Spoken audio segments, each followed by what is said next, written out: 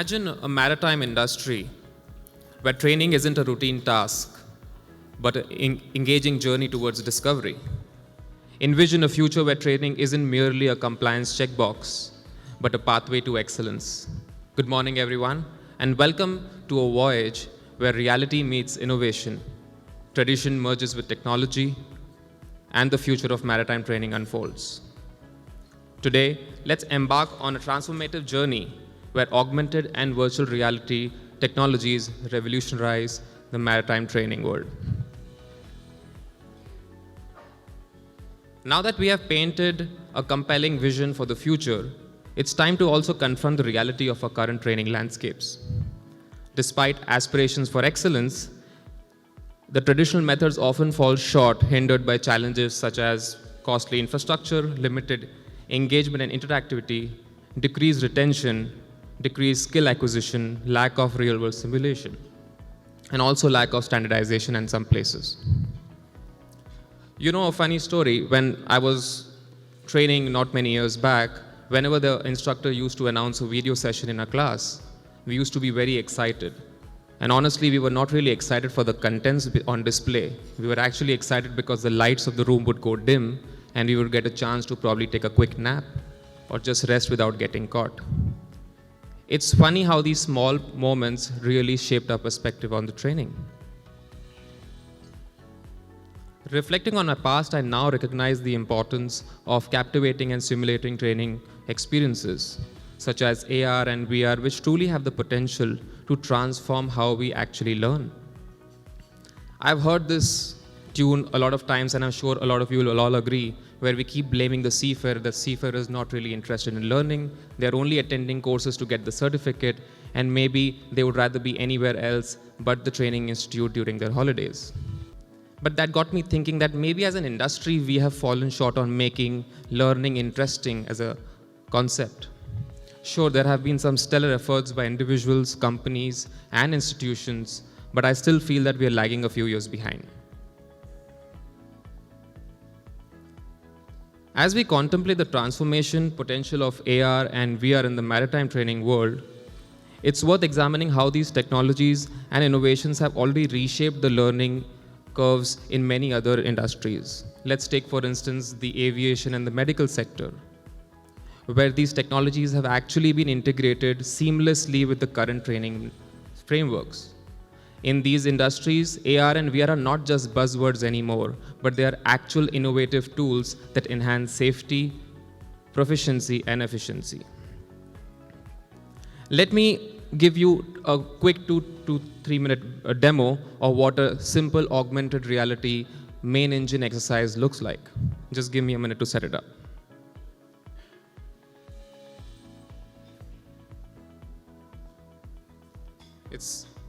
It takes internet to show. I hope you all can see my screen. You'll all be shortly seeing a main engine right in front of you. So I hope you all can see the screen clearly. It's using internet forecasting, but you can see a main engine, and just by using very simple gestures, I can very easily interact with it. Oh.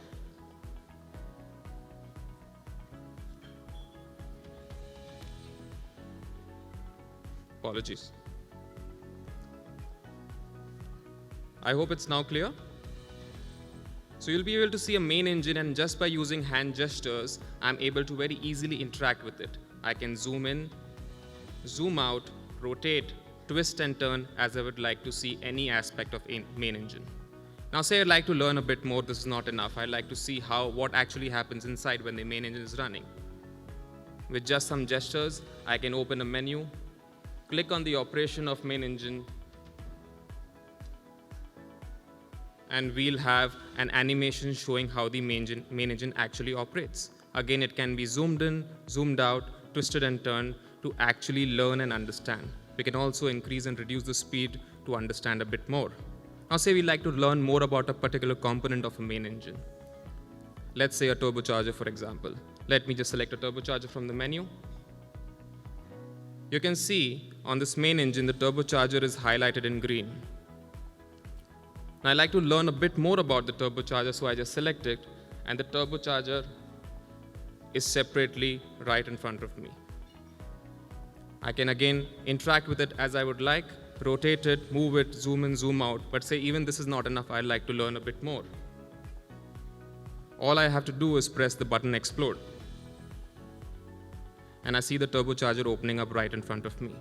All this, and again I can use this to interact, zoom in, and see a particular component. Let's take another example of, say, a cylinder head. The cylinder heads are again highlighted on the main engine. Now I like to understand what components comprise of a cylinder head. I again select it, it comes right in front of me. I'm sorry if the moment is too far, this basis what I'm seeing.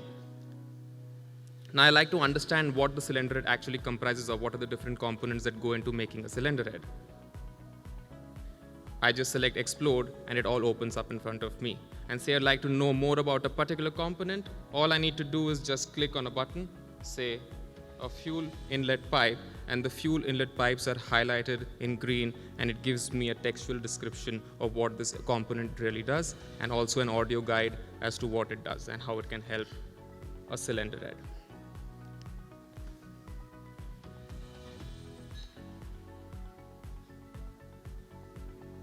I hope that this demo was clear and not too fast.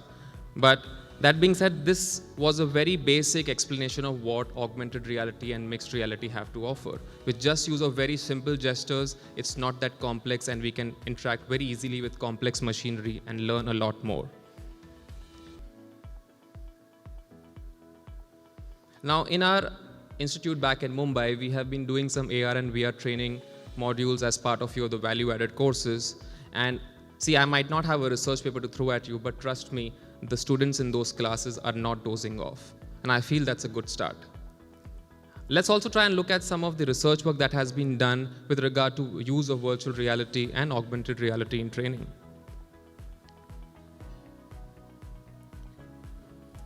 I've compiled the data from a couple of different reports, and they clearly show that with AR and VR as part of the training turnaround time is about 4 times faster than traditional methods. The students engaged in training have about 3.5 times they're more emotionally connected to the training by 3.5 times more than regular traditional methods. They are about 4 times more focused than regular e-learning courses that one would attend. And surely they have a higher retention rate of upwards of 50%. Also, in my research for this speech, I came across an article from SAFETY4SEA. Back in 2018, their editorial team had published something and talking about the potentials of virtual reality in training. And I'm surprised to see that it's been over 5 years and virtual reality, augmented reality are still buzzwords. Despite being a relatively newer concept back then, I still feel that it's a new concept for all of us, most of us even today.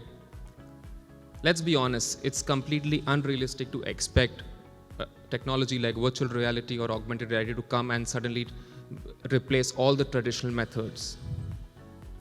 Instead, what's crucial is learning how to integrate these technologies well within our current training landscapes. I'll just try to give you a few examples as to how we do it. This integration could involve incorporating mixed reality exercises during existing curriculum and courses that have been conducting in the institutes.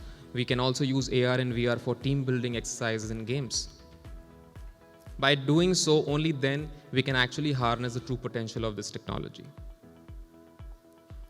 Now, as we discussed few challenges earlier that traditional training methods have, let's see how AR and VR can very briefly see how AR and VR can help us overcome those challenges. With AR and VR, there's a high possibility of realistic replication of incidents. And yes, we do have simulators for engine room and deck, but we have to understand that all the incidents don't just take place on a bridge or the engine room. Safety is definitely a factor where the student or the seafarer who's undergoing courses using an AR and VR headset is not directly subjected to any kind of risk. Also, if there is any critical machinery, there is no risk involved while you're doing a training or just trying to understand how the machinery functions. Cost effectiveness is also a very big factor where studies have showed that institutes or companies that would like to replace regular traditional methods with AR and VR, they can save up to 40 to 50% of the cost. Customization and updates. Now, most of the technology, most of the AR and VR headsets today are either Android or iOS based. The updates are as simple as an update of any application on your mobile phone. Remote training is also a possibility, and increased engagement is something we have already seen with one of the reports. Now, I have come across many AR and VR solutions in the maritime industry. And not all, but many of them I feel are either very basic or lack engagement or are not being used properly. To address this gap, what we have done back in our institute in Mumbai, India, is we have created an AR VR lab which is open to all seafarers who would like to come and experience this without any cost. And that's how we actually get good critical feedback to keep further improving on our modules.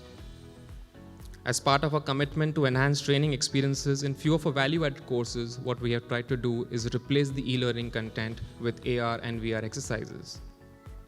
Moreover, few of our VR modules also offer up to 8 people multiplayer options where we can have about 6 to 8 people wearing different headsets but being part of the same virtual exercise, and such as enclosed space entry or say survival craft lowering or a mooring operation.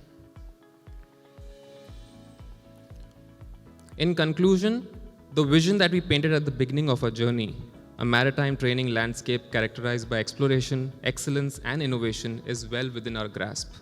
However, realizing this vision requires broad industry support and adaptation. AR/VR technologies offer significant advantages, as we've already seen.